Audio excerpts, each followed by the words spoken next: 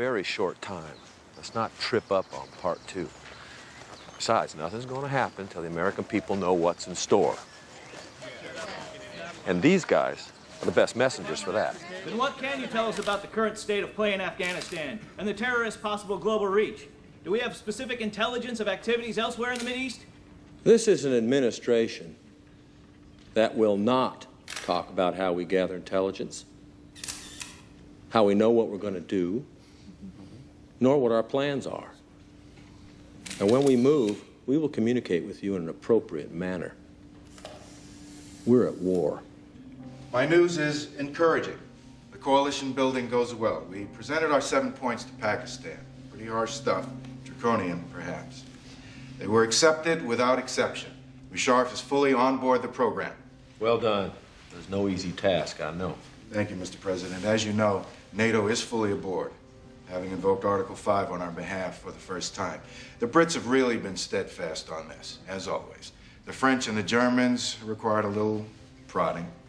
Now, how well all this holds together over time, as the events of last Tuesday recede, hard to say. It'll depend on what action we take, when we take it. This is even more true of Musharraf's ability to keep his street in line. The man has a huge radical element to deal with, and if we react clumsily, he'll be seriously threatened, parts of the European coalition begin to waver, and that would affect the other states in the region. In 1991, we formed a comprehensive coalition. That should be our goal this time. Back to that problem. Sure, in 91, we built a terrific coalition, so big, it held us back. When we should have gone in after Saddam, we had all these fair-weather allies who said they wouldn't assist in bringing down a fellow Arab leader. We let the coalition define the mission. We needed bases on their territory. We needed overflight privileges, intelligence access, and other resources, as you well know. And that was a conventional conflict. This is virtually a guerrilla war, where those assets become exponentially more important. We're mixing issues here. I mean, if the problem is how potential allies will react when they find out what our intent is and how we plan to carry it out, hell, let's go there first. We would begin with 6 to 8 CIA paramilitary teams on the ground in Afghanistan who would fan out, link up with various elements of the Northern Alliance. They lay the groundwork for the regular military, the special forces units that bring in both the firepower and the latest technology. They, in turn, lay the predicate for a larger military presence that would assist and support a total assault on al-Qaeda. And, if necessary, the Taliban government, should they fail to rally the cause. How reliable are the receiving units for the Northern Alliance? We've made the mistake of backing unsure allies before. These people are desperate. At the moment, we're their only hope. But if this is as far as we go, it won't do the job. If we're serious about bringing down al-Qaeda and those who sail with it, the CIA needs authority to go after them anywhere in the world, to use whatever means necessary to cut off their head and their limbs, to act when the opportunity arises and not have to come back for presidential approval every time we want to strike. And it also means we have to get into bed with intelligence services and other assets some might find questionable. Currently off limits. Yes.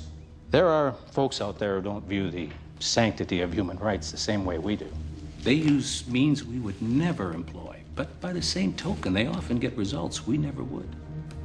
The third leg of the stool, supporting our existing operations. We're covert in over 75 countries.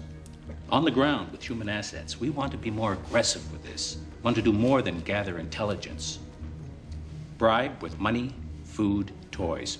Authorize break-ins, go lethal, whatever it takes. Finally, it all needs to be backed up with disruption of computer networks, financial links.